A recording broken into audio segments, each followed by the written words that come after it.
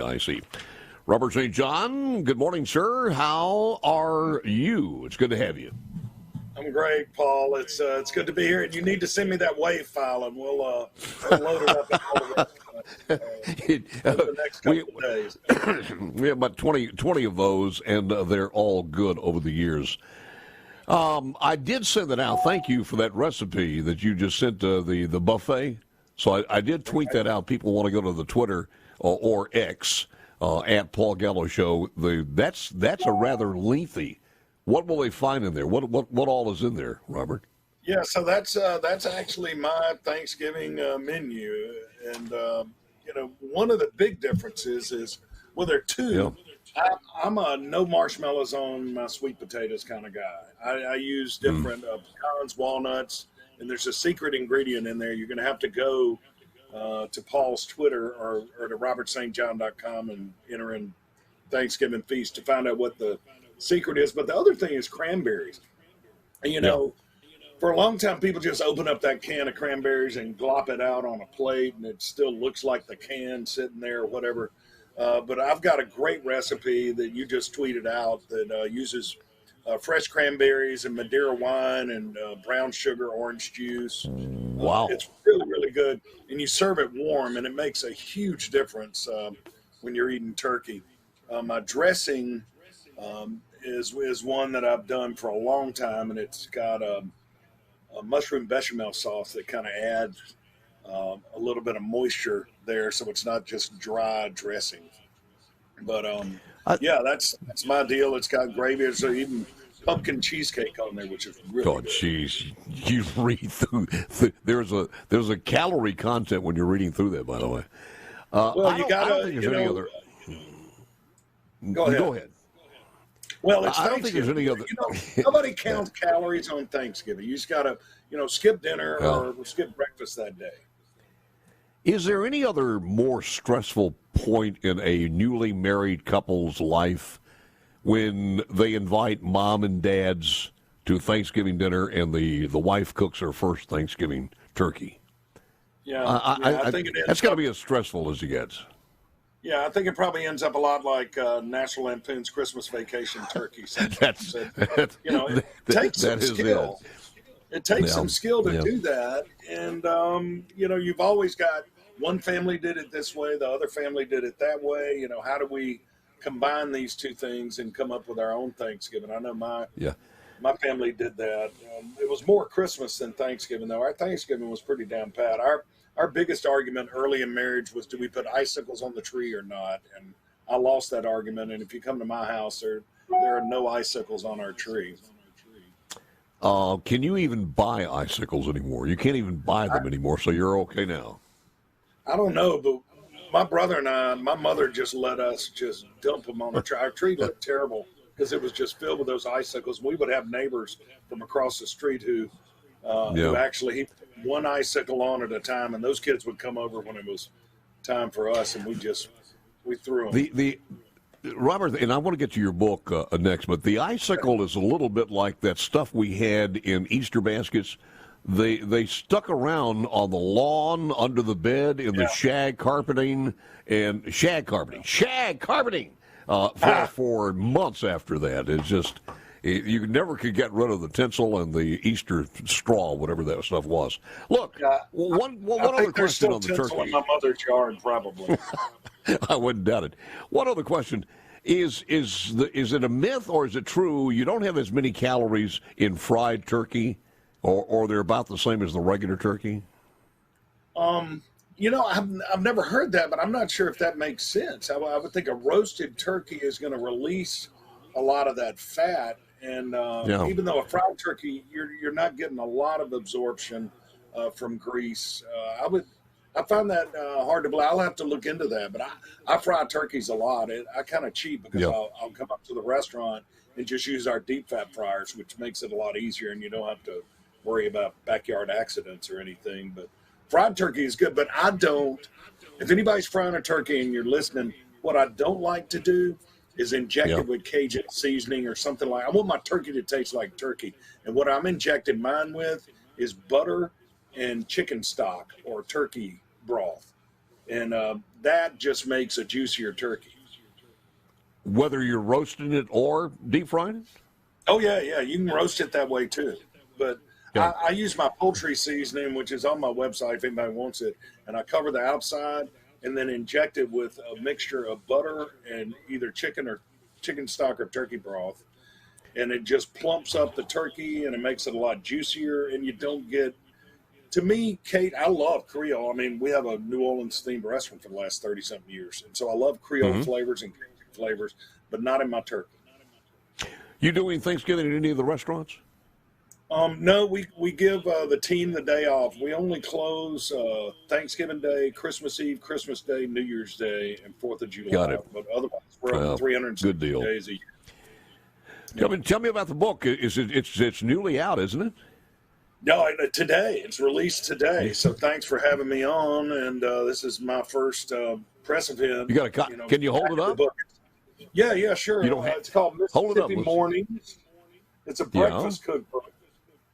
And I've wanted to do, it's my 13th book in the last 20 years. I've wanted to do a breakfast cookbook for a long time. I had a 3-book deal with a national publisher about 15 years ago. And one of the books I wanted to do, there were actually 2 that we didn't do. I wanted to do a Christmas cookbook. And the publisher up in New York said, we can't do Christmas cookbook. We can do a holiday cookbook. And I said, well, I'm not interested. I'm going to do a Christmas cookbook. Jeez, we celebrate Christmas in Mississippi. And so I said, well, I'll just do that later. And then the other one I wanted to do was a breakfast cookbook, because breakfast is my favorite meal of the day. Anybody that knows me or reads anything I write knows how much I love breakfast. And so for about 15 years, I wanted to do this cookbook of breakfast. And we've just now come to do it. And actually, next year I'm doing a Christmas cookbook, not a holiday cookbook, but a Christmas cookbook. Yeah. My first thought on that was my first thought on that was, how did you find enough recipes on breakfast to fill a book? Well, I had to cull some. I mean, it was really. It's not just eggs and bacon. There are probably a dozen omelets in here. And not only, I was talking to somebody yesterday on the omelet situation. Each omelet has a specific topping that we put on it. And to be honest with you, the reason I did that because the book's full of photographs of food. And a plain omelet just sitting there doesn't look great. And so I thought, well, we need to come up with something. So I came up with a different sauce or topping for each omelet, really to make it look better in pictures. But what I ended up doing is making it taste so much better. But it's got my grandmother's pancake recipe in there. There's a recipe for these orange sweet rolls I've been eating all my life. All of the things I write about and have written about over the years. We were a big breakfast family. I've never missed breakfast. And it's got a lot of stories in it, too. So it's been a while since I've done a cookbook that had different stories and things. And my first several books always had stories in it. So I'm kind of glad to return to that. Has Amanda in Pike County said, has Robert ever spatchcocked a turkey? I have actually. And you grill it? You for grilling it, or you actually roast it? No, you can roast it that way too. It roasts more evenly when you do that. But I don't these days. I have, but I don't. I'm a pretty lazy turkey chef. It's a day off for me, and I do as easily as I can. I want to ask you where you can find the book, and also talk about some of your travels too, because I know you've been on the road a lot with Robert St. John. Also, just a real quick question: as far as the injection of butter and maybe some broth, that would work for whole hens if you're grilling them out or cooking them the same way, wouldn't it? Absolutely. Any kind of poultry, you could do that too, and it won't dry out. Absolutely. Robert St. John, we disagree on the marshmallows, but other than that, we're okay. Back with more coming up. Robert St. John, a great ambassador for the state of Mississippi. Look, you've done a great job on social media platforms, and social media platforms have kind of really changed and rejuvenated people's interest in foods, too. I mean, you see all kind of recipes I say recipes, any trials and errors that go on with social media today. How's that affected your business or just the food industry itself? Yeah, I think it was maybe the advent of the Food Network first that really, Yes. at least from what I could tell, ramped people's interest up, and it's because they have more knowledge. There was so much mystery behind whether it was founded or not. People were intimidated by, doing food out of the norm and not just basic things. And I think Food Network, to its credit, took a lot of the mystery out, and it made people more comfortable and more familiar, and it made them want to learn more.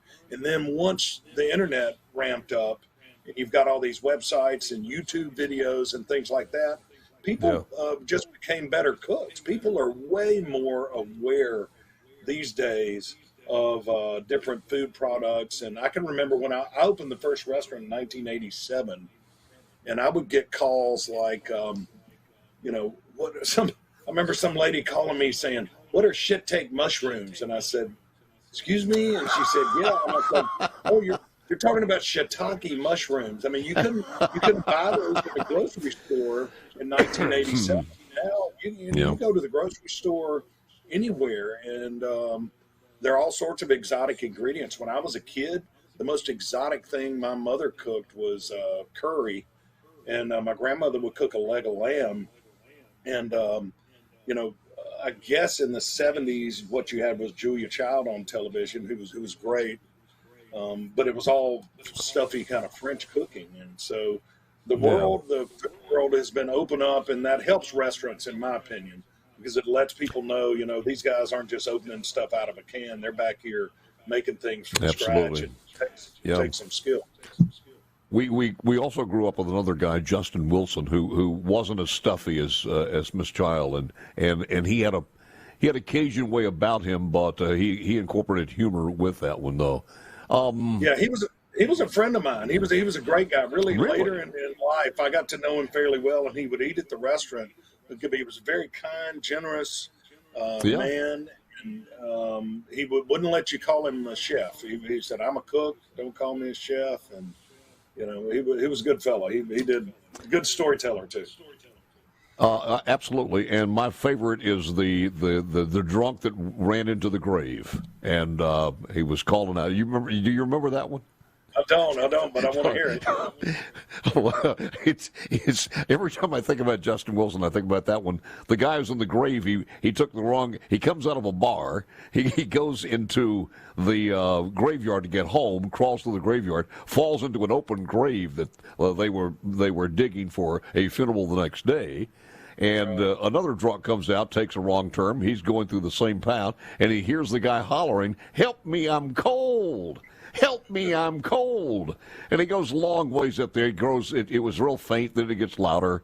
And he crawls up to the grave on his hands and knees, looks over into the grave, and sees the guys, and the guy said, "Help me, I'm cold." He says, "No wonder you cold. You done kicked all your dirt off of you." Justin Wilson. I don't even know how in the world we got there. Your travels, have you been or are you going? I got back a week ago today, actually. I had five tours I led starting in the 1st of October. I did a group in Sicily, and we covered probably 3/4 of the coastline of Sicily and did it clockwise. Wow. It was great. Cool thing about that group is everybody had traveled with me. All 25 had traveled with me before. There were 2 ladies. It was their 6th trip. Most people, it was their 5th trip. So it was just a bunch of friends kind of traveling together. And then I had 4 Tuscany groups. I originally scheduled 3, but I had a cousin up in the D.C. area who called and said, "Would you stay an extra week if we put your cousins all together and brought some friends?" And I thought, well, that'd be a blast. And so the final week, which just ended a week ago, were a lot of my cousins. They're from Mississippi, but have lived up there for forever. And so, I got back, and the book's coming out. We're hitting the ground running. The new Mahogany Bar is opening tonight. So I'm staying busy. Where is that one, Robert? It's actually, we expanded at 3810 Hardy Street where we first opened, and we have expanded the Mahogany Bar down here, which is next door to Crescent City Grill. It's really, really nice, and that opens tonight as well. In the capital city, you have status on that? Yeah, and we have Enzo in Ridgeland, which is our Italian restaurant. Yeah.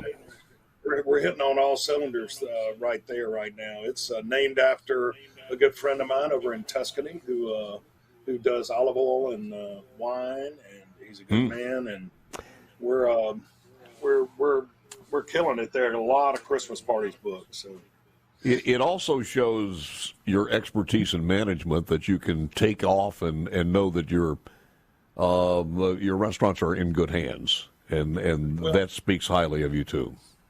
Well, we have 450 people who work for the company in the restaurants, and the key is until we opened Jackson, I hired 4 managers in 1987 and hadn't hired a manager since then. We just promote from within, and so everybody, we have people. There's one lady across the way here from my office in Crescent City Grill who's been there since day one, 1987. So we kind of define the culture, and people grow up within that and then move out. Sometimes they get ownership, and well, we've been to your restaurants before. I'll say this: you can tell the difference as far as the service, because they don't miss a beat. They absolutely don't miss a beat, and I commend you for that. Where can we get the books? Are they on Amazon everywhere? Well, this is what I did a few years ago, because I'm the eat local guy, man. It's one of the things I preach is like, you need to eat, whether it's one of mine or another locally owned independent restaurant. And I've been carrying that banner for years. And it struck me a few books back, why do I want to do big box retailers when Mississippi has these great bookstores and gift shops who are on the front lines of pretty rough economy these days. So a few books ago, I am only in locally owned bookstores and gift shops these days. You can buy, if you're not near one in Mississippi, robertstjohn.com has the new book Mississippi Mornings. But I'm headed out on a book tour right now. I'll be in Pass Christian tonight. I'll be at Lemuria in Jackson, I think, this Saturday. The book schedule should be going up on all my social media here pretty soon. But I'm covering the state over the next few weeks. Got you. Love to visit with you. Anybody listening wants a book, I'm happy to get it to you. We'll make that work. And I would imagine if there's any bookstores out there that don't have the book on order, or Robert hasn't contacted you, contact him, and I'm sure he'll get them to you. Absolutely. Man, thank you for spending some time with us. I appreciate it very, very much. You're looking good. Well, I'm getting old and fat and bald, but I'm happy and ready to eat some turkey for Thanksgiving. I was playing it at Chronochrome when it came in. I thought both of us, when that song was number one, had more hair. Yeah, I had more hair and less poundage. But the way I look at it, I gave up smoking, I gave up drinking. I got married, basically gave up sex, so I'm gonna hang on to food. So the weight's the only thing you got left, and food is the only thing. And I understand that. I'm probably the same way. So thank you, man. Happy Thanksgiving to you, and anytime you have an open mic when you need it, we thank you. Thanks, buddy. Take care. Happy Thanksgiving. You got it. Robert St. John, restaurateur, chef, and we didn't even mention this, but and I should have mentioned his new article, on the SuperTalk page.